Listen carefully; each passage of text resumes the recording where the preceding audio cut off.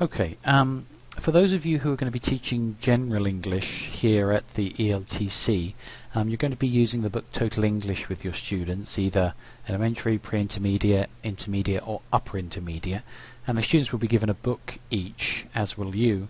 But luckily you also have a digitized version of the course book available on the computers in each of the classrooms. This means you can show pages from the course book directly on the whiteboard.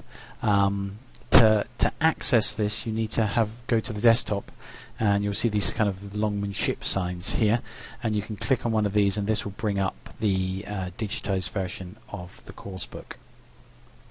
This one is the pre-intermediate, but the other ones are on here as well.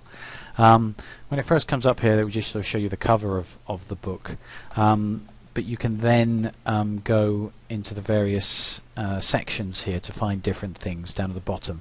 The icon with the book basically means the kind of index, and then you can find the different pages in the book from there.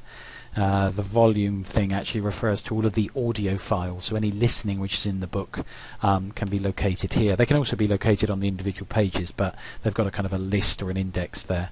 There's also next to it there's some film files which are not actually in the book but are sort of additional material to link in with the units. And the last one is just sort of like a page for Longman or Pearson, and this gives you, let me just click on that, things like introductions, getting started. These are basically some PDF files and guides, particularly the teacher's guides for each of the different units here, so you can click on that and then a PDF will open with the teacher's guides. But there's also some sort of general questions about using the digitized course book. Okay, so you can see there, this is the link, the audio bank with all the listenings. This is the video bank with some different video clips with each of the units. But the thing you're probably going to use most is this. This is the units, and you can locate the units by clicking on each of them here. When you click on them, you'll get an overview of the different pages in the unit, and you can click on any of those just to go to them, and then you can click on any part of that page, and you can do this either with your finger on the board or with the mouse on the computer in the classroom, and it will make it go larger, and so it's easier for the students to see. And you can click on it again to make it go smaller. You also have the option on the right here of sort of using highlighter or pens. Just one thing to note, you have to use your finger for these. You can't use the pens which come with the smartboard. They use a slightly different system, and it just confuses them. So if you want to use these icons for sort of highlighting, then you either have to use the pen here or the finger. You don't use the pen, but you use your finger for this. Okay. All right. Let's go back to select and get rid of that.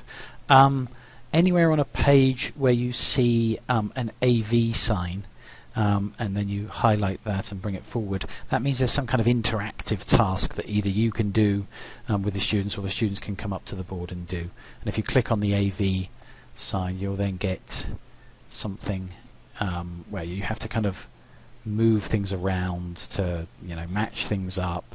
It's very simple stuff. And then if you want to close that, you just go to the X over on the right here and just close it. And it asks you if you wanted to save your changes. You probably don't, and then you can just close it like that. Okay, and again you can close it down. You can navigate through the pages with these arrows here, and then you can just sort of flick through the pages.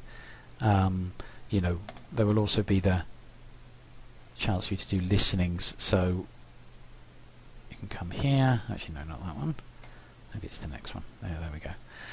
Here there's a sort of a listening task, and they'll give you the listening actually with it here, so you can just click that there, and then you can do the listening as well. Okay, you can hear that, and you can move that around if you want. Okay, so all of these things can help you to work through the course book. It's a nice way to sort of show visually on the whiteboard what your students have been doing, and I think that's quite useful.